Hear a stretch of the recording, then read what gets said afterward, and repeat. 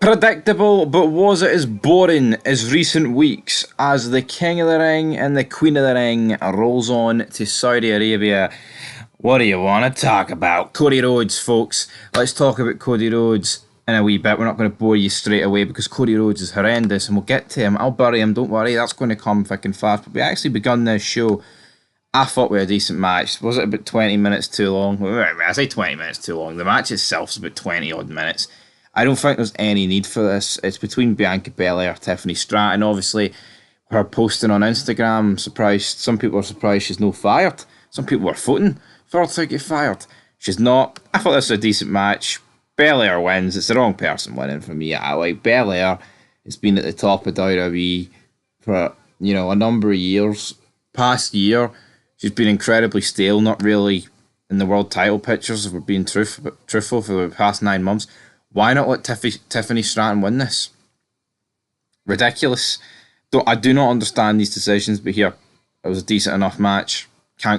You can't complain about it in the slightest, apart from the victor. And Bianca Belair should be beating Tiffany Stratton. It's about time the young people actually got put over. Because you know what? We used to live in a time where I didn't want the young guys to go over people who were actually good. The problem is Bianca Belair, man. Why is she doing that? Explain. Why is she beating Tiffany Stratton? I don't get it. We cut backstage, see Logan Paul walking towards Nick Aldas's office. He runs into LA Knight. They have a bit of a stare down. Aldas gets in the middle of both of them.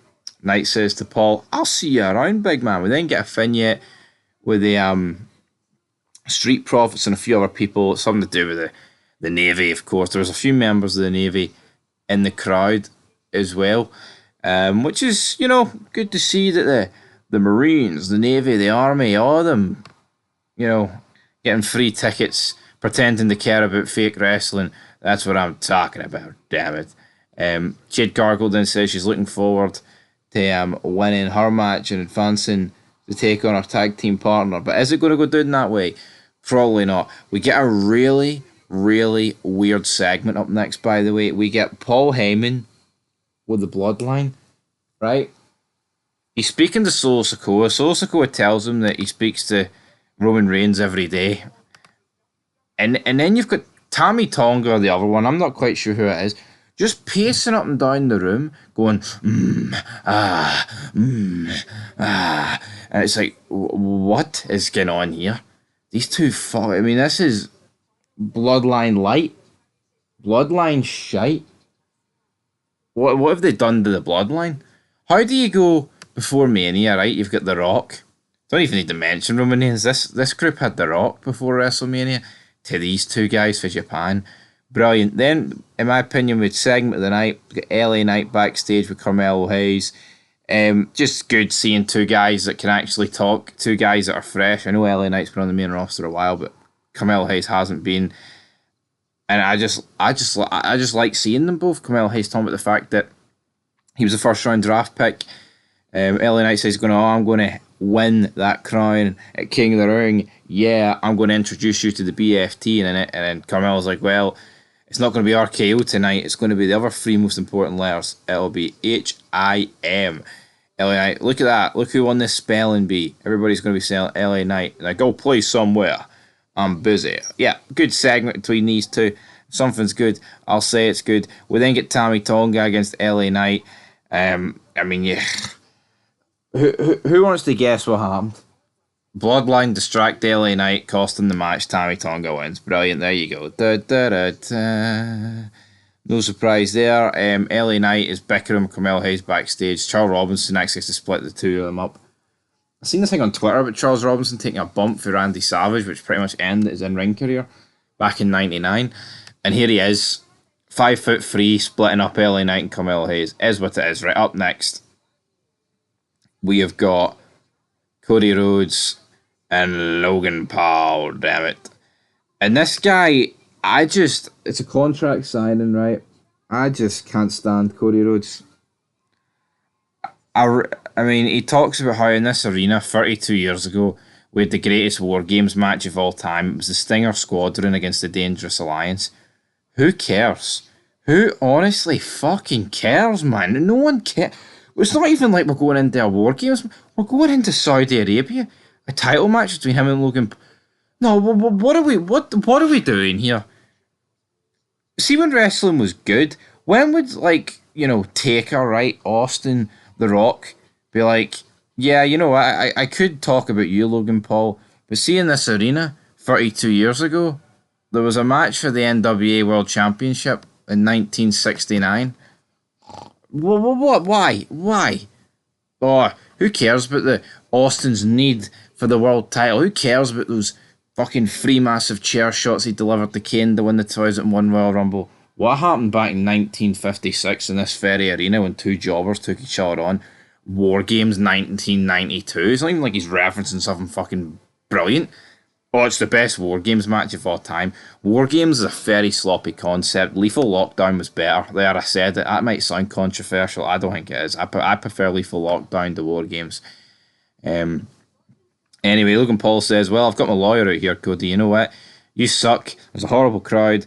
And I'm going to rip this contract up in half. Because guess what? My lawyer is getting this match off. And that is exactly what happened. He gets the match off. Well, the match off to a degree. He gets the world title match on, but his United States Championship is not going to be on. Which, again, makes sense. I don't think either of these... Well, I mean, obviously Cody wasn't going to lose, right? But I don't think it made sense for Cody to rock around with both of these belts. So, yeah, they agreed to it. Cody then tells Nick to leave. I'll go over the paperwork. Logan then throws the contract at Cody. Cody throws one of his jobbers through the table. What they do, man? Who fucking cares? It's like, Logan Paul's good on the mic, but he can only do so much. Cody Rhodes is just...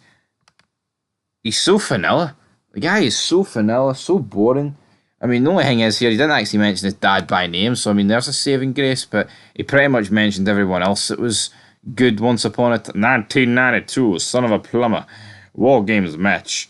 Who cares, man? He's like, oh, it was before you were born. Aye, and so what if it was before Logan Paul was born? Cody, you were 6 years old. What were you doing during this War Games match? It was so fucking relevant. You were doing nothing. I mean, like, come on. Oh, you weren't even born. Well, so what if he wasn't born? I mean, so what? Like, well, who fucking cares? Jesus, man. Absolute cringe. Nia Jax cuts a promo backstage before a match against Jade Gargle. And you know what? This was alright. It was pretty much a 5-minute brawl. Nia Jax is about to use the steel chair, but Jade Gargle takes it off and hits her with the steel chair. DQ. Nia Jax advances. It protects Jade Gargle. Couple of decent spots in there. You know, Nia Jax is screaming in Jade Gargle's daughter's face, who's like 5 years old, which I thought was kind of funny. And then this is where the show pretty much nosedived for me. Like, I'm not saying up to this point it was brilliant, but it's like, I think everything on the show was passable. Even, I mean, Cody Rhodes sucked, but Logan Paul, again, for the second week in a row, was alright. But then our fourth match, DIY versus Legado del Fantasma. It's like, what? What is this? Oh, Triple H is cooking. He's forgot to turn the oven on. That's what he's done. This is a microwave-ready meal here. DIY versus Legado del Fantasma. Fuck me, man. Challenge to fall asleep quicker than ever. What is this? Absolute jobber match. DIY win. Oh, they're going to take on somebody. That gets them closer up the ladder to take on A-Town Down. Brilliant. AJ Styles says he's going to visit Nick Aldis's office next week and he's going to find out where he goes for there. Bayley's cutting a promo, literally gets about 10 seconds, interrupted by Piper Niven and Chelsea Green. They're like, oh, look, it's Bayley, boring Bayley cutting a promo. Bayley's like, you know what? I don't want to talk anymore. I want a match, and I'll take you on next week. That's it. That's as good as it gets for Bayley. Fucking hoover this championship off her, man. Boring bastard. Give it to Chelsea Green. Give it to Tiffany Stratton. Give it to someone with a bit of promise. Bayley is just depressing, man. I know her face is saggy, and no wonder, because you know what? If I had this shitey a title reign, my face would be saggy too. Anyway, main event time, Randy Orton comes out. They milk the fuck clean out of Randy Orton's entrance, don't they, by the way? Lasted about 15 minutes, and then it's like, and it's next. Then he starts doing the pose, and it lasts for like another 5 minutes, then it finally goes to the break. Anyway, I thought this match between Carmelo Hayes and Orton was alright. I've no real complaints about it. Randy Orton wins. That's the only complaint. Again, just like this opening match, why is Tiffany Stratton not beating Belair, and why is Carmelo Hayes not beating Randy Orton? Well, I'll tell you why, because it's Tammy Tonga won. But you know what? The way they booked this show, why not do Carmelo Hayes against LA Knight? They were feuding constantly all night. Don't get it. Randy Orton wins. I get it. Oh, the bloodline. Tammy Tonga. Tammy shite pants. Then after the match, like Orton's like calling it the bloodline, and that's pretty much how it ends, guys. I mean, I'll give it a 3 out of 10. I actually don't think it was that bad. It's easily the best show I've seen in quite a while, and it's only a 3 out of 10. Nothing particularly great, man. Anyway, 3 out of 10. Be back more, some more content. Of course, we've got an action-packed weekend.